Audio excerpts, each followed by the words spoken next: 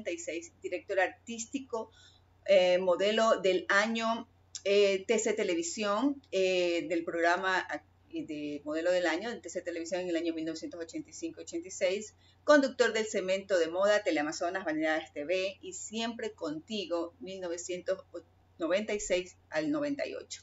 Productor y diseñadores latinoamericanos DILA 1997 y director productor de la Gala Nacional de la Moda desde el 2005 al 2009, director productor de Fiestas Cantonales de Milagro en el 2004, director productor de la Gala Universal de la Moda en concursos de Miss Universo 2004, y así hay una serie de actividades que ha desarrollado nuestro querido Manuel Wolf. Él tiene un amplio currículum. Nosotros los hemos posteado también en el Costanero Blogspot, donde ustedes pueden ver la diversidad de temas que ha tratado, entre ellos también el productor de desfiles de centros comunales del municipio de Guayaquil, que esa es una de las últimas etapas en la que él ha estado, del 2010 al 2017. Con él vamos a conversar esta tarde sobre mujer guayaquileña, moda y estilo en el tiempo. Manuel, bienvenido y muchísimas gracias por aceptar esta invitación. Tu currículum es impresionante realmente y lo hemos puesto en nuestro blog para que todos puedan mirar y admirar el trabajo que has venido haciendo. Gracias por la invitación, en realidad es un placer volvernos a ver y hablar un poco sobre lo que sabemos y sobre lo que a las mujeres les gusta hacer, que es el practicar el verbo de vestirse. Es verdad, totalmente de acuerdo. Y bueno, es la moda precisamente lo que va marcando en algunas etapas del tiempo, de la época histórica, ¿no? Y nosotros desde Guayaquil, digamos que hablando en concreto en este espacio sobre Guayaquil, sobre siendo una ciudad puerto eterno, ¿no? Un puerto en el cual siempre pues hemos tenido la posibilidad de encontrar y de ver nuevas tendencias, influencias, etcétera. Esa entrada, esa puerta de entrada realmente de todo lo novedoso y por sobre todo porque también hemos sido un país pues que ha tenido las exportaciones en diferentes ámbitos pues al orden del día, ¿no? Entonces, imagínate, siempre vemos en las fiestas de Guayaquil, porque es donde particularmente se ve. Fiestas de Guayaquil, entonces desde los niños más chiquitos se visten a la moda, a la antigua moda de la ciudad de Guayaquil. Cuando hablamos de eso, del tiempo aquel hacia atrás, ¿de qué es que estamos hablando? ¿De cuál es el verdadero sentido, pertenencia que tenía la mujer guayaquileña? Mira, antes de hablar de moda en sí, yo creo que las personas que nos están escuchando deben tener en cuenta algo que es fundamental, y es hablar del cuerpo. Eso es como cuando tú compras una casa nueva. Hay que tener muy claro quién va a vivir ahí, con qué aspectos fundamentales vas a decorar y ambientar esa casa, porque esa casa va a tener una personalidad definida de quien la posee o quién es su propietario. En la acción de vestir pasa lo mismo, o sea, la gente no es que debe tener conciencia de lo que es o de cómo luce, sino que debe tener muy claro que el vestuario como elemento fundamental de la moda nunca por nunca va a tener una presentación o una apariencia agradable, o yo diría un concepto claro de lo que se ha boceteado y se ha construido como prenda, si antes no está sobre el cuerpo humano, porque la moda y el elemento del vestuario es realmente un producto que va acorde con la movilidad social. Cuando hablamos de movilidad social estamos hablando del ser humano. Un trapo es un armador, como digo yo, un trapo, un vestido, una prenda, como la quieran llamar, no deja de ser un simple objeto colgante que no nos dice nada mientras no está sobre el cuerpo. Es el cuerpo del hombre, el de la mujer, el que le va a dar a esta prenda esa sensación de fluidez, de vaporosidad, de lujo, de opulencia, porque como decía Elizabeth Wilson, cuando nosotros asistimos a un museo, así sea el más prestigioso que tenga que ver con la moda, lo que tú vas a encontrar es una serie de maniquíes iluminados, perfectamente ambientados, porque generalmente son instalaciones museográficas, pero que no nos dejan ir más allá de analizar la textura, el color de la época, los acabados, los accesorios, los bordados, pero no nos transportan hacia la realidad del momento histórico en que esa prenda fue lucida. Es decir, muy pocos podrían previsualizar o imaginarse cómo fue el personaje. Por eso es que normalmente el individuo le da un valor no solamente estético, sino social a la prenda cuando la viste. Por eso nosotros, yo al menos digo hasta en mis clases que el cuerpo humano es el elemento fundamental.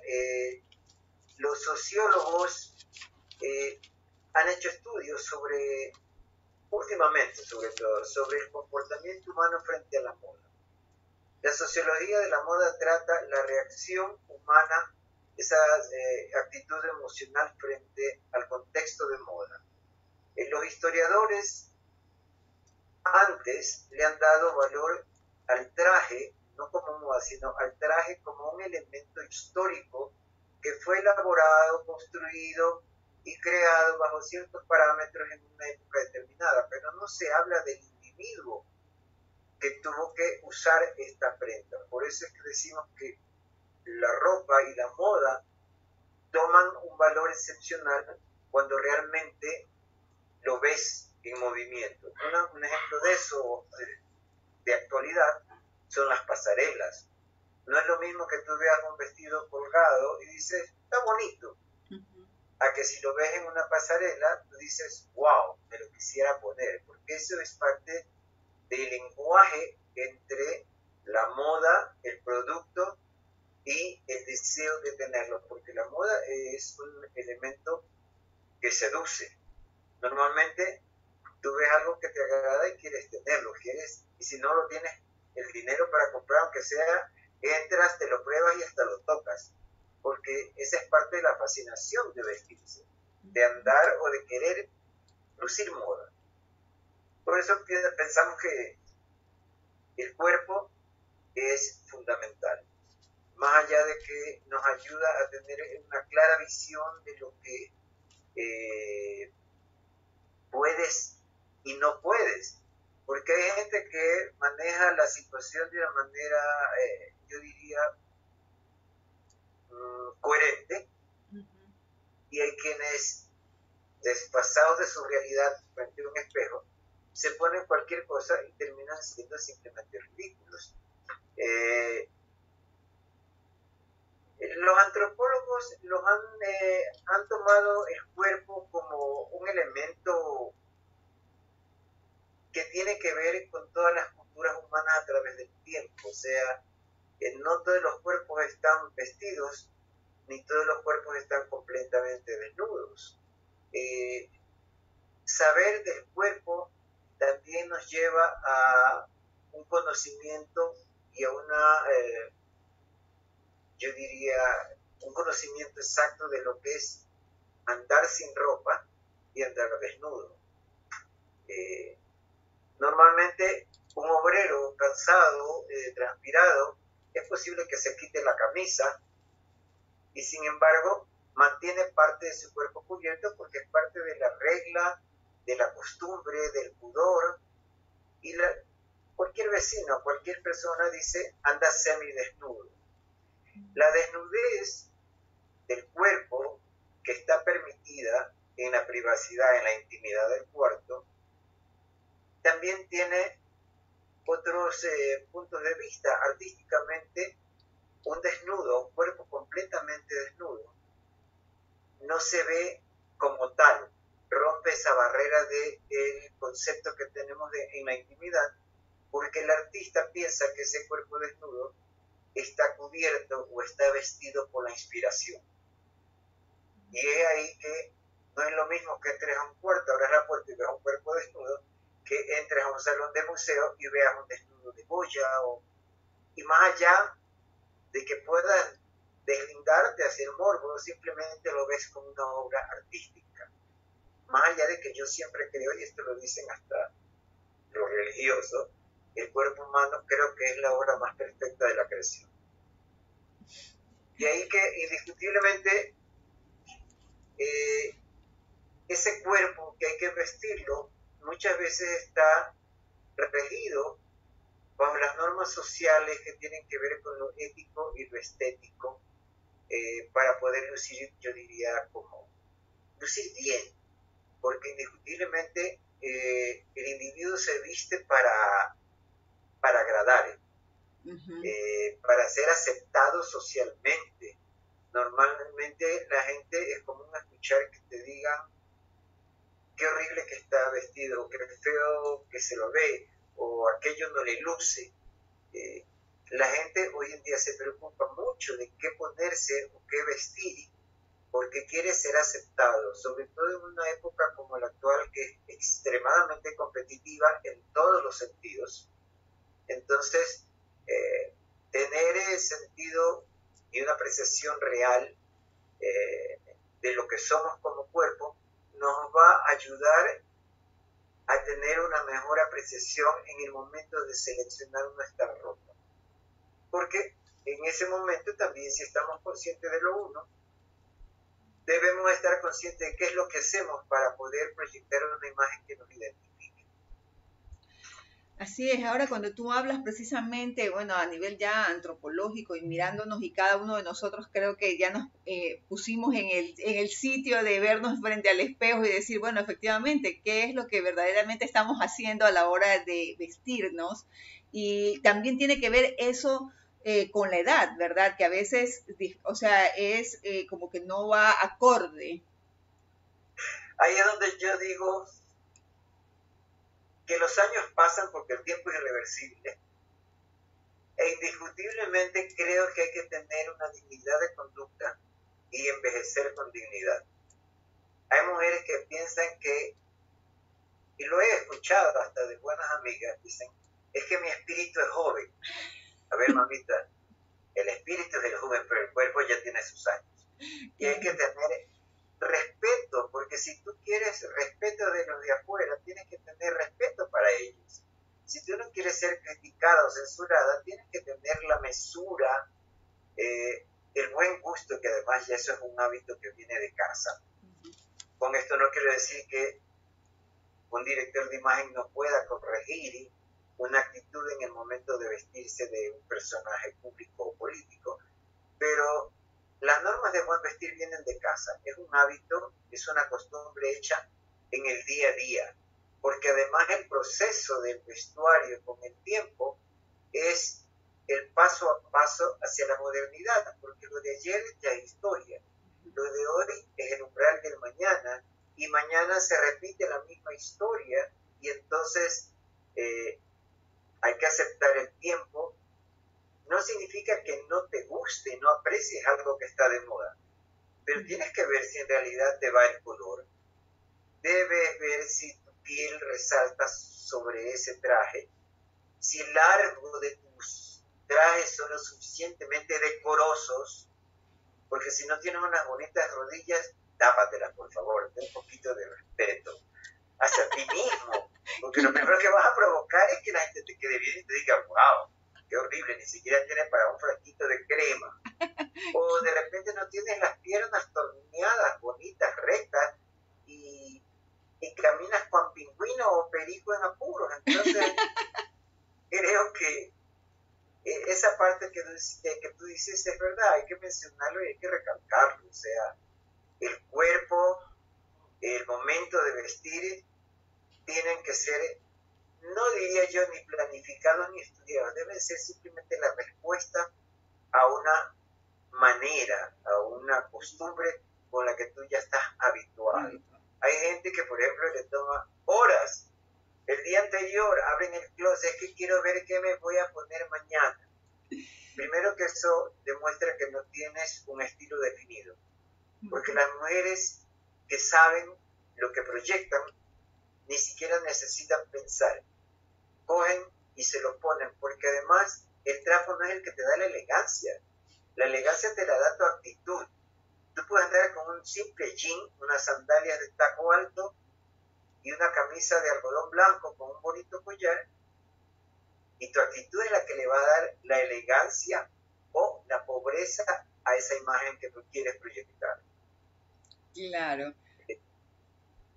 Ahora, justamente y hablando pues en la actualidad donde las tendencias de la moda son tan variables y hay mucho de lo que tú mencionas en relación a desde shorts hasta faldas, minifaldas. Sin embargo, en la época anterior, ¿no? Hablemos un poquito de la parte histórica. En aquel tiempo, digamos, siglo XVIII, XIX, la moda era todo tapado, no era todo cubierto, era más bien ahí lo que resaltaba era pues estos encajes, brocados, de pronto ciertos aditamentos adicionales que se iban a través del tiempo readecuando. Y con los climas, porque el clima de Guayaquil yo creo que siempre ha sido así, ¿no? Así todo caluroso, todo. Sin embargo, había esa tendencia, bueno, mejor dicho, era la influencia que existía de europea, muy fuerte, la europea y la inglesa posteriormente. Bueno, empecemos para llegar a ese punto, tenemos que tener en claro que todo lo que tiene que verse dentro de la moda atravesado a través en el tiempo, atravesado por ciclos. La mujer inicialmente andaba casi semidesnuda, bueno. Y con la historia, como tú dices, se fue cubriendo, y ahora estamos nuevamente en ese proceso de la desnudez.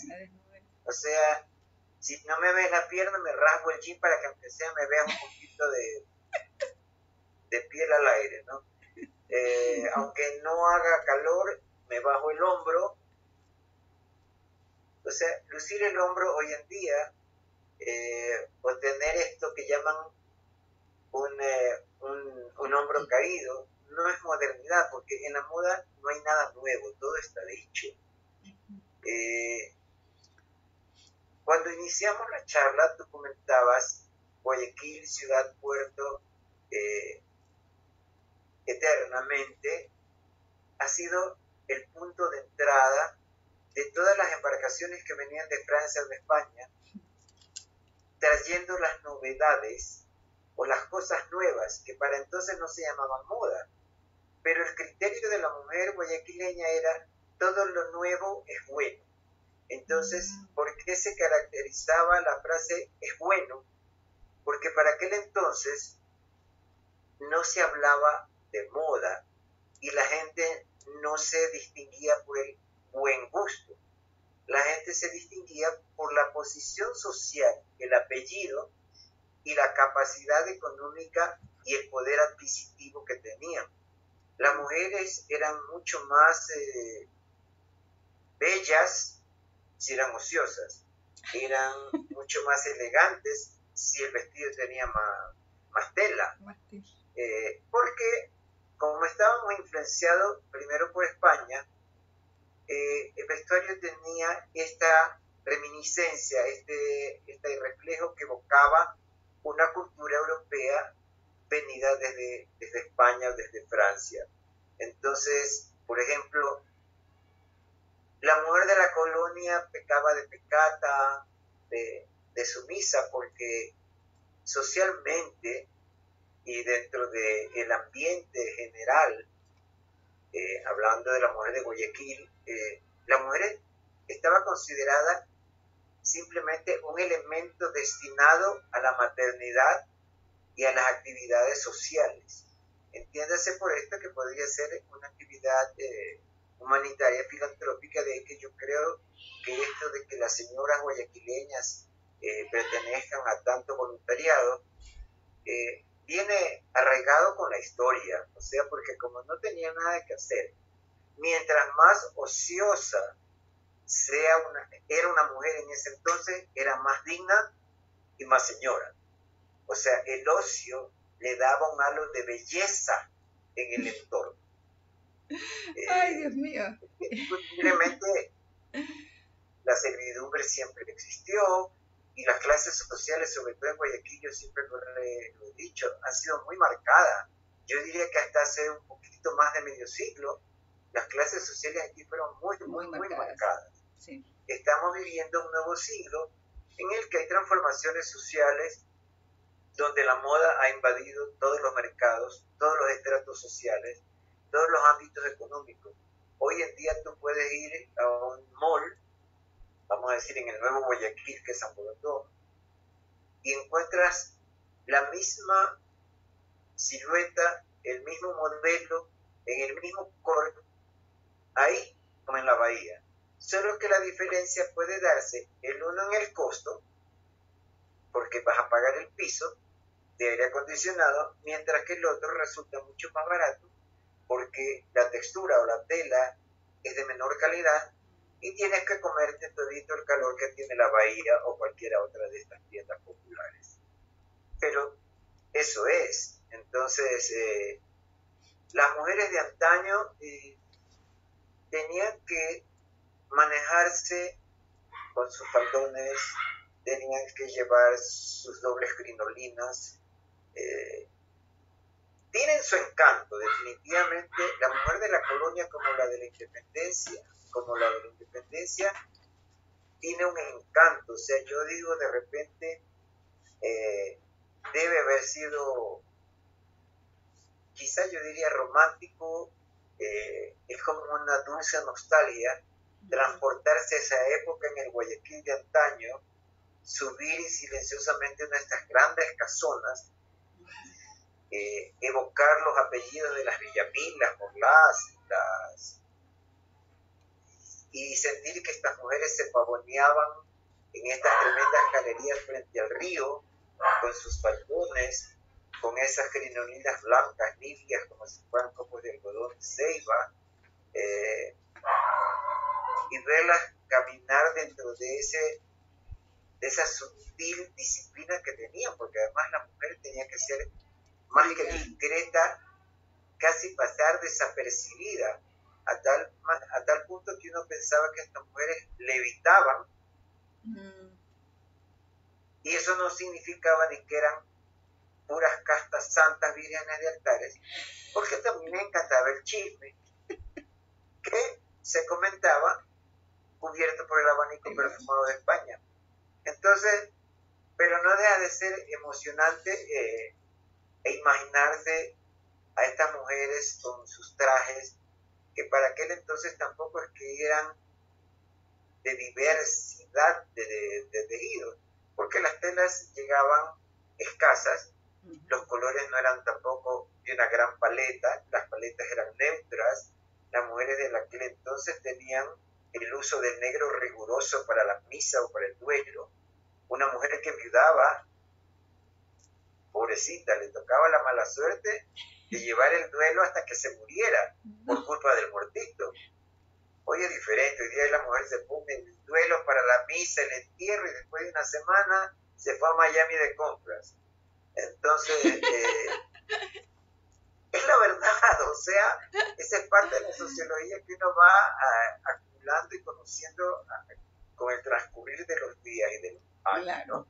Entonces, estas mujeres de la colonia, por ejemplo, iban a misa, chismosas y todo, pero iban cubiertas con su manto de curato, no dejaban de lucir el rosario cual si fuera una placa de identidad, lucían sombreritos. Las señoras, lo que llamamos señoras, lo que diríamos de sociedad, aunque ese término ya no se está usando en este nuevo siglo, usaban sombreros pequeños con velillos, unas para tapar el coqueteo de ojos hermosos, y otras lo usaban porque a lo mejor eran lo suficientemente bonitas y querían taparse en algo lo no agraciadas de la naturaleza con la que llegaron. El uso de la sombrilla, porque no era paraguas, la sombrilla de encaje. O sea, aquí hay que dejar muy claro que la mujer guayaquileña siempre fue vanidosa.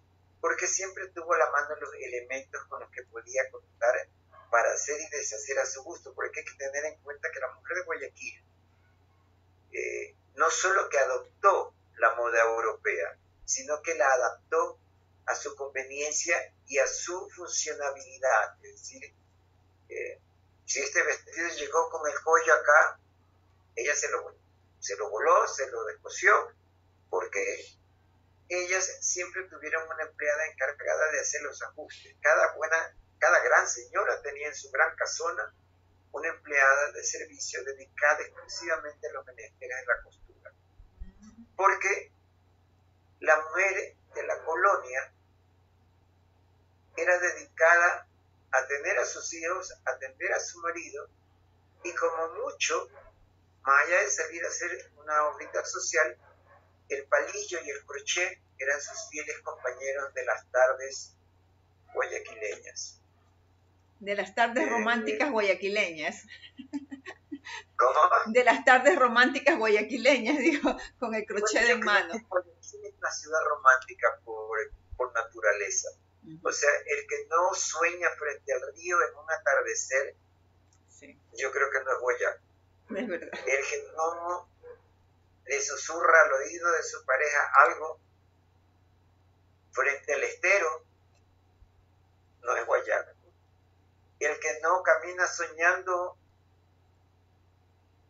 del malecón al 5 de junio, no es Guayaco. Y yo creo que tampoco es difícil aún para los que nos visitan, porque Guayaquil siempre ha sido una ciudad acogedora, es la madre de todos los pueblos nuestros, porque si tú visitas Guayaquil y haces un censo electoral, te vas a dar cuenta que a lo mejor hay una mínima cantidad de guayaquileños en relación al contexto poblacional de la ciudad.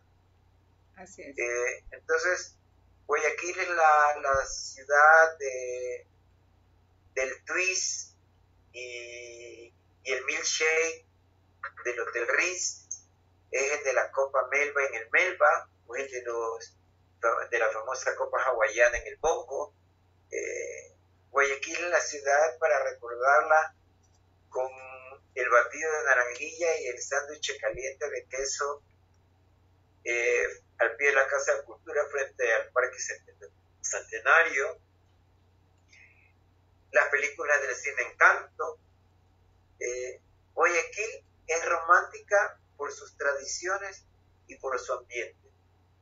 Entonces, yo creo que las mujeres de aquel entonces también le brindaron a Guayaquil ese tinte, ese matiz romántico que está además plasmado en los cuadros de muchos pintores franceses que visitaron la ciudad, cuando estas mujeres caminaban con el donaire y la elegancia propia de la mujer tropical, porque la guayaquileña siempre ha tenido el caminar de las palmeras cipriantes, el coqueteo y la mirada de la mujer seductora, porque aún cuando en el momento de la independencia, en que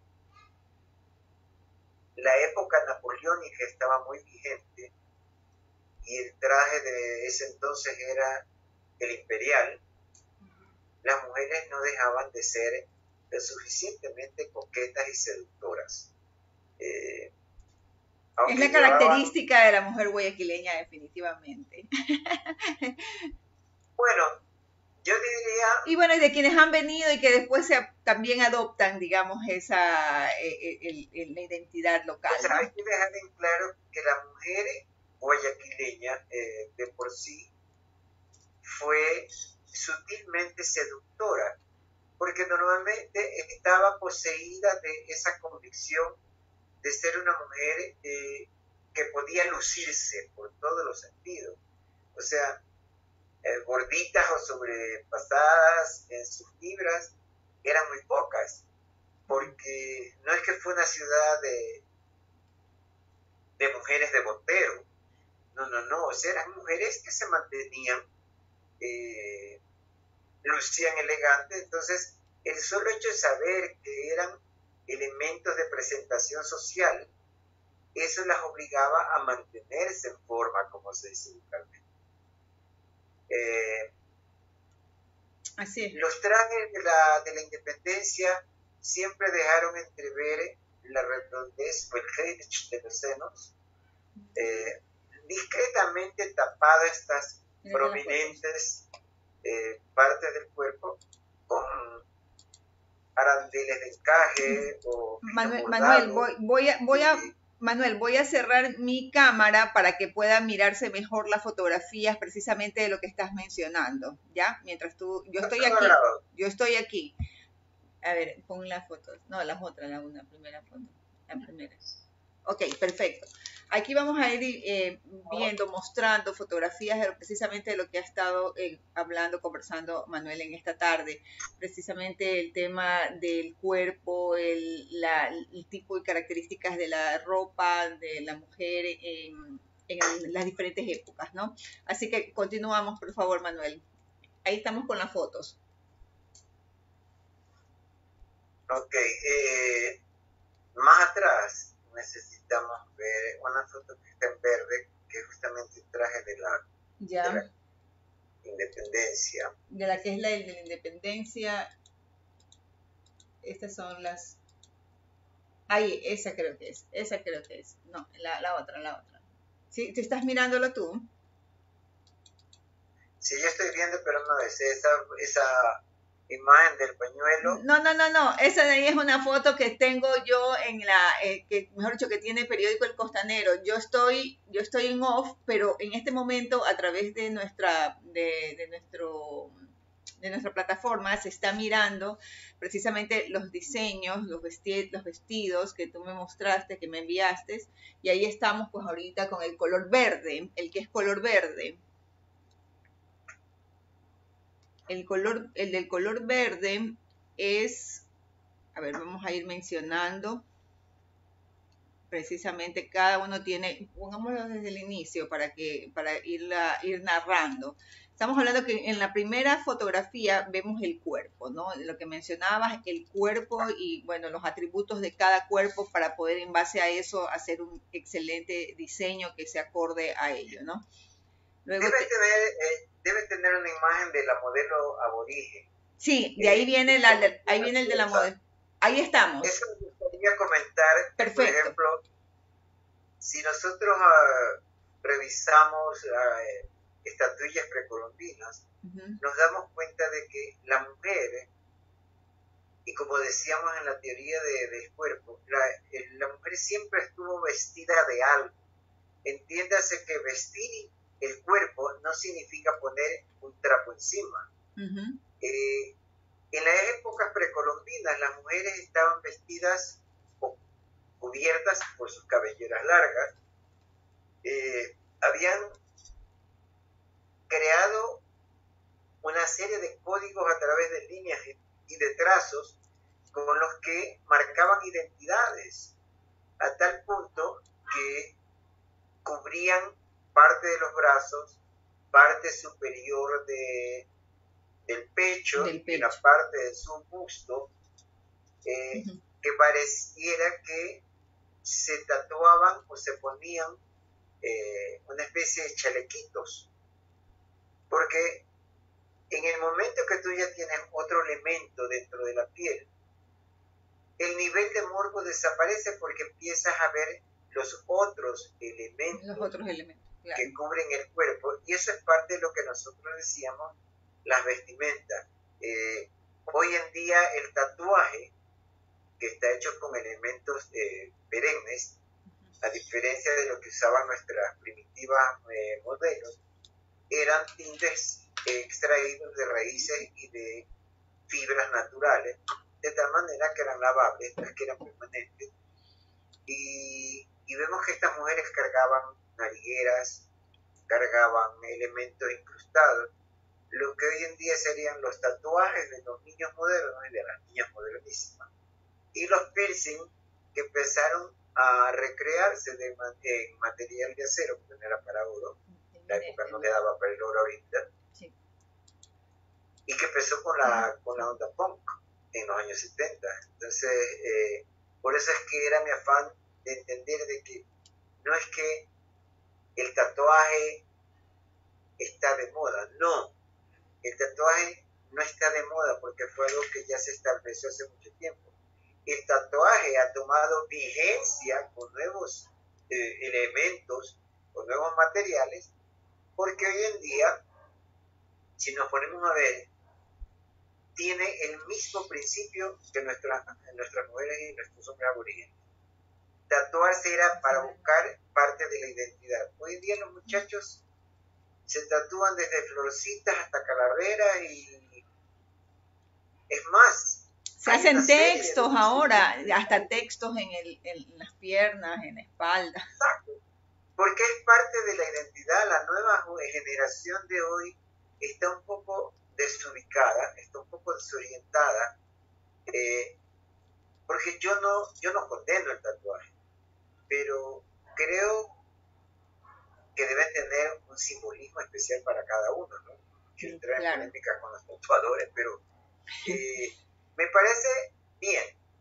El que lo usa y sabe por qué se lo pone, me parece que está bien. Pero lo que yo quería recalcar ahora es que no es una moda actual, es una tendencia actualizada del pasado. Perfecto. Tenemos ahora la número 3 que me enviaste, es la azul, de la mujer de antaño. Ya es la imagen de la mujer en azul, ¿verdad? En azul, sí. Como dije anteriormente, la mujer de antaño se identifica mucho más con la mujer de la colonia. Es la mujer que pecaba de pecata, rezadora, cubierta, pero que siempre dejó marcar su cintura. Las faldas no eran tan opulentas, no eran tan amplias.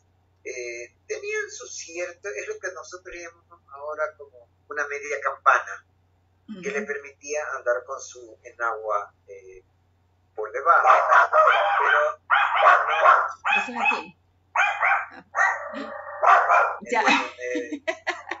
Animalitos como no te preocupes que yo también estoy batallando con los míos.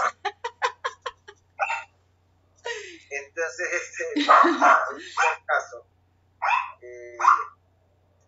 pongamos mejor una publicidad. Ya, vamos un ratito, vamos a una publicidad y luego continuamos.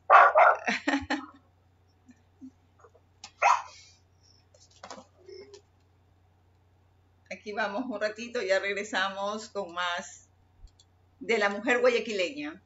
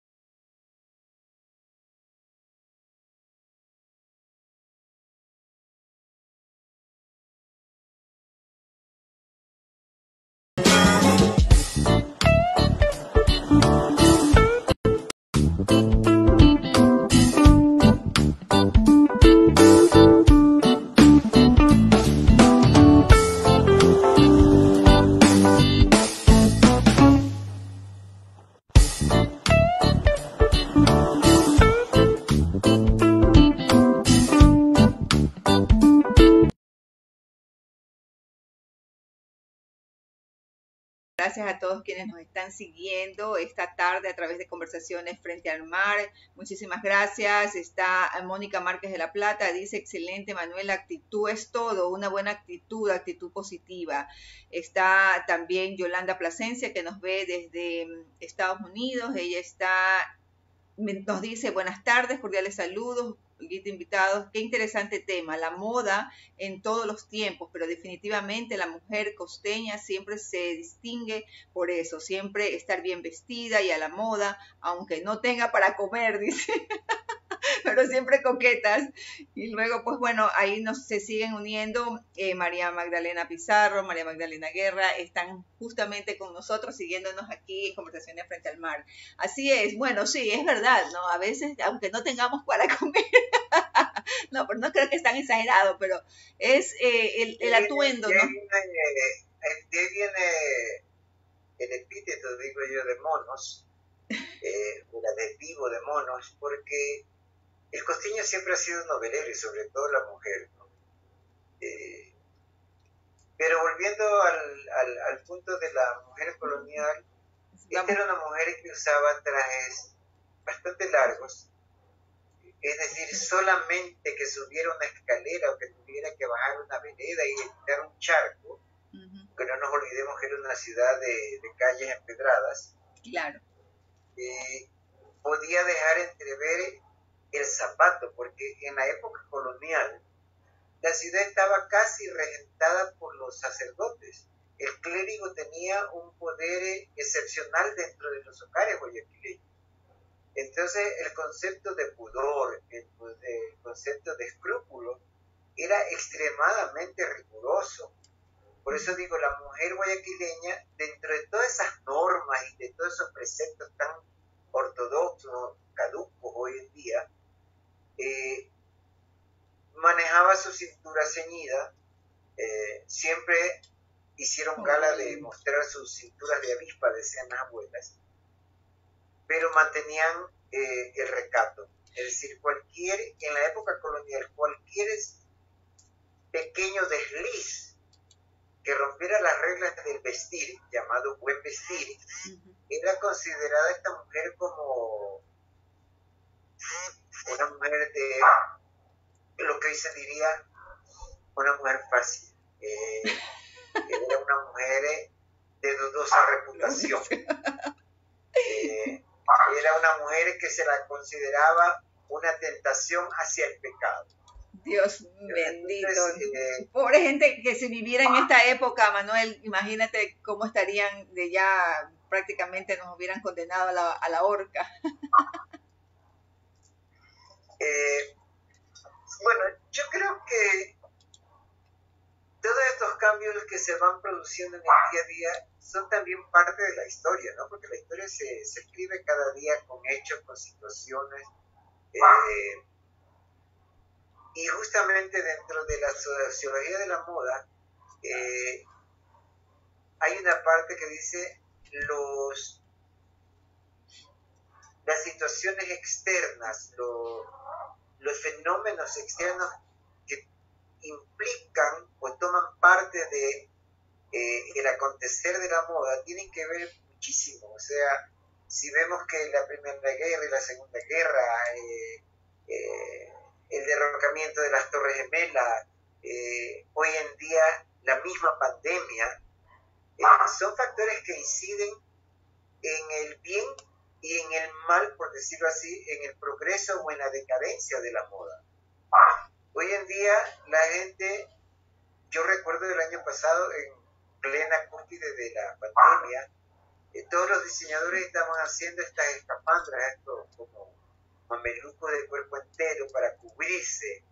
Cuando pasó el pánico, entonces empezaron a diseñar mascarillas en todos los estilos y calidades, y eso nos da justamente la sensación y nos asevera que el entorno social, económico y político influyen drásticamente dentro de lo que es el proceso creativo de la moda. Y ahora, sí. Manuel, en ese aspecto, sí me gustaría un poco detenerme y que precisamente yo también vi cómo ya la moda vino incluyendo la mascarilla e incluyendo un lazo aquí que era para tapar un poco la parte esto de lo que se venía, de lo que el elástico, pues no, exactamente. Entonces, yo dije, bueno, ¿esto qué es moda? ¿Es una tendencia? O sea, ¿qué es lo que está pasando? Porque se supone que la mascarilla es única y exclusivamente un recurso para cubrirse y evitar que el virus pueda ingresar. Pero de eso, acoplarlo a la parte ya de la vestimenta, o sea, me llamó mucho la atención porque muchos de los vestidos que vi ya venían incluidos con parte de la tela. Lo que pasa es que cuando aparece o cuando realmente se acepta la existencia de este virus y se crea esta pandemia, todas las normas generalmente fueron drásticas.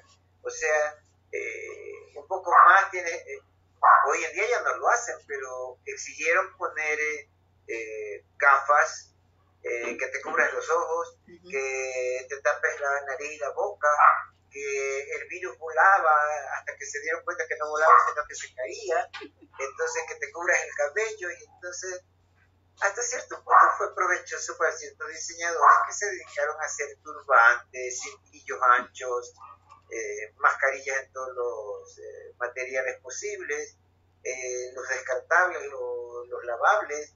Ahora ya creo que tendrán que buscar otro material, porque leí hace unas 3 semanas que no deberían usarse mascarillas de telas porque corren el riesgo de que se quede impregnado el virus. Después de que depende de la fuerza con que tú tengas el aerosol en el momento que hablas o que escuchas, que estornudas, puede ser, o sea, hay tanta teoría hoy en día. Yo creo que lo mejor es no salir si no tienes que salir. Exacto. Ponte una doble mascarilla que te permite respirar, pero respirar bien, porque también esa es otra historia. Cuando te pones una mascarilla que te está afectando, tu mismo monóxido y tu misma exhalación ya está intoxicable. Muy complicado realmente ese tema, además que deja muchas dudas en torno al manejo y todo de la situación, porque si es que tanto daño hace a otra persona, o sea, nos estamos justamente también autoeliminando de alguna manera. Pero bueno, eso precisamente a mí sí me llamó un poco la atención ese tema, ¿no? Pero luego de eso, y precisamente hablando de esto que se origina, y yo quiero que todos quienes nos están siguiendo también sigan a través de Periódico El Costanero su blogspot, que ahí vamos a poner todas las fotografías que nos ha enviado Manuel, y toda la información referente a esta conversación que estamos teniendo hoy. Pero, ¿qué pasa con los diseñadores en este tiempo? ¿Cuáles son esas, o sea, cuáles fueron esos primeros diseñadores, y cómo eso pues ha ido haciendo que dentro del país o de la ciudad vayan tomando como que la idea de querer ser también parte de esto, ¿no? Diseñadores, gente que proponga con propuestas frescas, diferentes, no sé, algo que vaya marcando precisamente las tendencias, tanto locales. Porque no veo, por ejemplo, lo que no veo es que de pronto nazca desde acá algo producido desde el imaginario local, o estoy equivocada de pronto. A ver, tenemos que partir desde el punto de vista que nosotros estamos arraigados, estamos como la hiedra, pegados a una idiosincrasia que tiene que ver siempre con lo que vino, desde la época colonial. O sea, la colonia trajo, como yo digo, el santo, la misa y la limosna, y entre esos vino el vestuario. Entonces ya es como parte de la idiosincrasia nuestra saber que lo mejor viene de fuera. Una. Dos, Guayaquil siempre tuvo excelentes y finos costureros, y hay quienes se destacaron y desarrollaron de la costura ideas buenas. Yo creo que hay que mencionar a Antonio Alvarado, que se fue, no sintióse a gusto en Guayaquil, en el Ecuador, emigró a los Estados Unidos, trabajó y tuvo una tienda, tengo entendido. Jorge Sotomayor fue pionero de muchas cosas. Yo diría que no fue un pionero, fue un precursor de la moda en Guayaquil. Para satisfacer a sus clientas hizo su primer equipo de modelos, que no eran el prototipo de modelos de hoy en día, porque muchas de ellas eran sus clientes con cuerpos normales de esa época, entonces se veía bastante bien. Después de Sotomayor, que abarca un éxito muy plausible hasta los años casi 80, en que era el único, yo diría, predominó el mundo social, porque su clientela eran mujeres de presidentes, la sociedad libanesa, tuvo como decimos vulgarmente, tuvo su cuarto de obra. Luego empiezan en Guayaquil algunas personas como Patricia Iturralde, como Víctor Hugo Franco, y yo llego como en el año 82-83 y vengo con un concepto mucho más,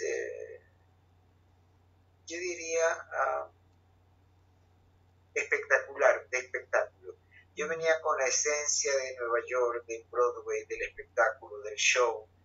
Y entonces yo creo que empezó una época de una competencia en todos los sentidos. Para aquel entonces se inauguró un instituto de diseño que se llamaba IBI, y es como que esa fue la semillita para ir germinando una nueva generación de diseñadores. Para aquel entonces, ya estamos hablando de los años 83, 84, ya salió a la luz Julio Vinuesa, había un chico, bueno, de los extranjeros estaba Francesca Fiumi, seguía Jorge Sotomayor, había unas cuantas personas de aquí de Quito que fueron,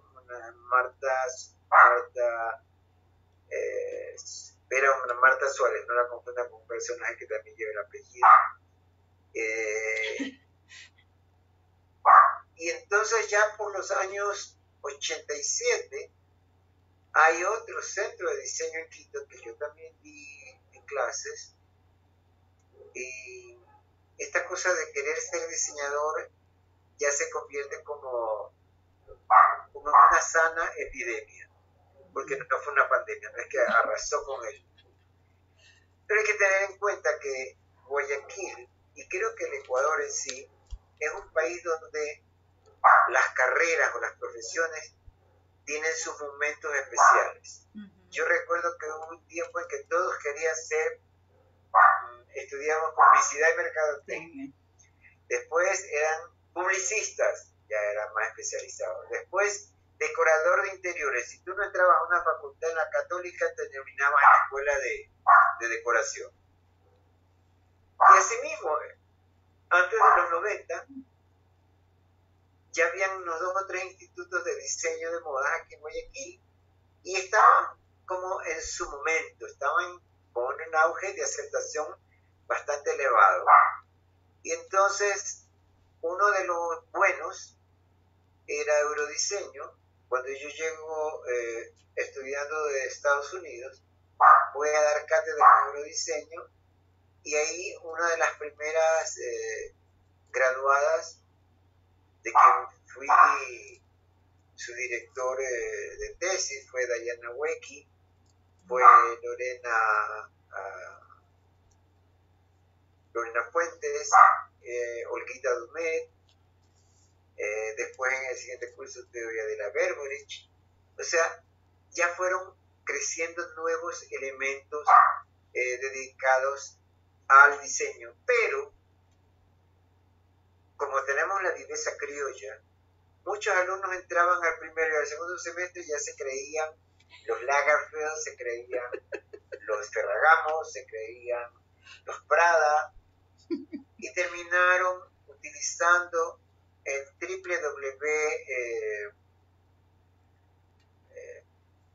hay una página y entonces todos copiaban estos diseños, y lo único que mandaban a hacer era etiquetas. Y entonces hoy en día tú te encuentras en el mercado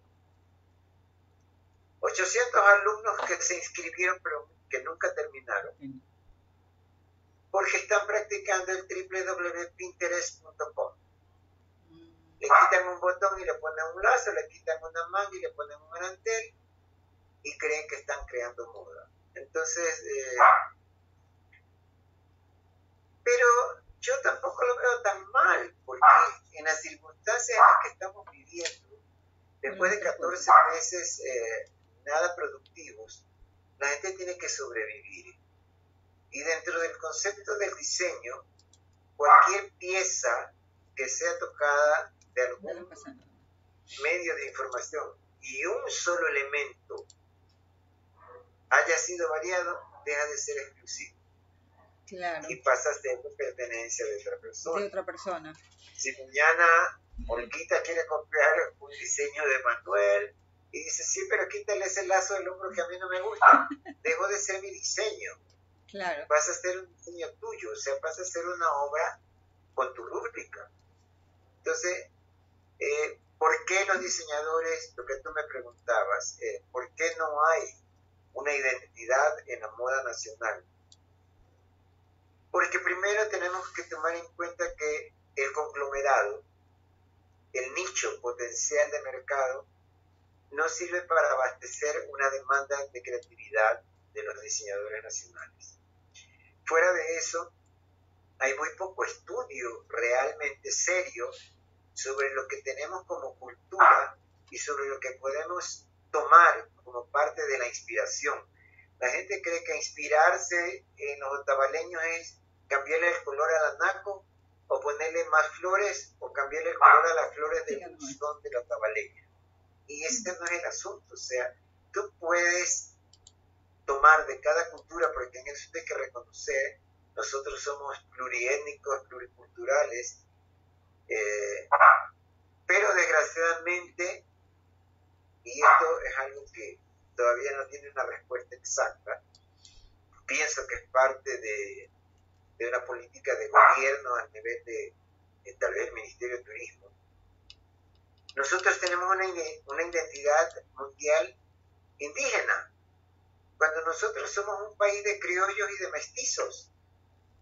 O sea, aún en la sierra tú encuentras un mestizaje bastante grande, peor en las grandes ciudades, porque tanto Guayaquil como Cuenca y Quito, creo que va entrando en un poco más acá, Ambato, son ciudades donde hay núcleos de culturas y de razas de otros países que han ayudado, yo diría, a mejorar la raza.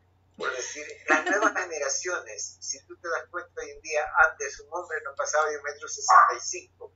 Hoy encontrar a un chico de 1,80 m es normal. Es normal. Genéticamente nuestra raza está cambiada. Está cambiada. Pero la identidad no nos las quita nadie. O sea, todo Dios cree que somos indígenas de poncho y alpargatas. Cuando en realidad tú puedes encontrar una mujer elegante con una linda blusa y un faldón blanco recibiendo en una mañana de campo con una marimbera esmeraldeña. Tú puedes ponerte una falda de flores con una blusa de gran escote y arandeles a lo manavita. O sea, nosotros tenemos mucho, pero desgraciadamente tendría que hacerse un estudio donde nosotros podamos ir extrayendo la esencia de cada cultura, de cada región.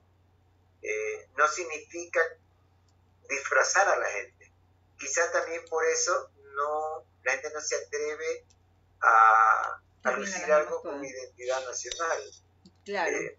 Es difícil, eso que tú dices, es verdad. Es verdad lo que tú dices, Manuel, es difícil, o sea, nosotros hablamos de la identidad ecuatoriana, de nuestra identidad, nuestra cultura, pero siempre nos tenemos que, ir hacia el de la costa, al de la sierra, al del oriente, o sea, no encontramos todavía ese punto en el cual todos podamos sentirnos dentro del aspecto, o sea, a nivel, para proyectarnos hacia el mundo como un país Ecuador y con este sello de identidad, ¿no? Porque siempre queremos estar, o sea, todos, de alguna manera mostrar lo que cada uno de nosotros tenemos. Productos exportables, pero a nivel de recuerdos, de souvenirs. O sea, tú puedes llevar algunas cosas, eso es como que tú compres un par de guaraches en el aeropuerto de México, o como que compres una botella de aguardientico del Valle en el aeropuerto de Bogotá. Igual te llevas de aquí un poncho, te llevas un sombrero de paja tortilla, pero no estamos hablando de una moda de identidad. Creo que ahí hace falta tal vez un gran proyecto dentro del Ministerio de Turismo que lo trabaje en conjunto con diseñadores que estén dispuestos a crear algo exportable con identidad. Manuel, se nos ha ido el tiempo, hay tanta cosa todavía por comentar, tantas maravillas que has venido haciendo. Yo sé que estás allí y tienes en tu regazo a tu hijo. Tienes ahí a tu hijo que está sirviendo de inspiración en este momento y lo que va a ser en el futuro, sobre todo. Sé que estás trabajando arduamente, que ese libro ya lo esperamos, qué maravilla, todo lo que cuenta, todo lo que dice, todo lo que necesitamos conocer. Y sabes que... Realmente yo no soy un historiador, yo soy un amante de mi profesión. Soy de los pocos que en vez de comprarse unas gafas de marca, compra un libro. Yo creo que la mitad de mi carrera está más dedicada a la cátedra que a la clientela. Y eso es lo que me motivó en esta pandemia a empezar a escribir este libro, que no es un libro cronológicamente histórico, sino un revisionismo histórico de lo que vi, de lo que oí y de lo que he vivido en este proceso de casi 40 años de moda en mi carrera. Excelente. ¿Y como para cuándo lo vas a tener listo? ¿Cómo está? ¿Hasta dónde has avanzado? Yo creo que hay casi un 80% listo del libro. Espero terminarlo y tenerlo publicado este año. Valga la pena anticipar un brindis de agradecimiento por la gentileza tuya de invitarme a tu programa. Y esperemos que en alguna próxima ocasión podamos retomar el tema, ampliarlo y seguir tú frente al mar y yo frente a la cima de los Andes. De los Andes, así es, definitivamente, porque una de las cosas que queda pendientes, y eso se los comento a ustedes, algo que siempre he tenido como idea, Manuel, no sé si te acuerdas, y que yo lo he escuchado y lo he visto, es precisamente ese museo de la moda, ¿no? Que al final está también en el tintero.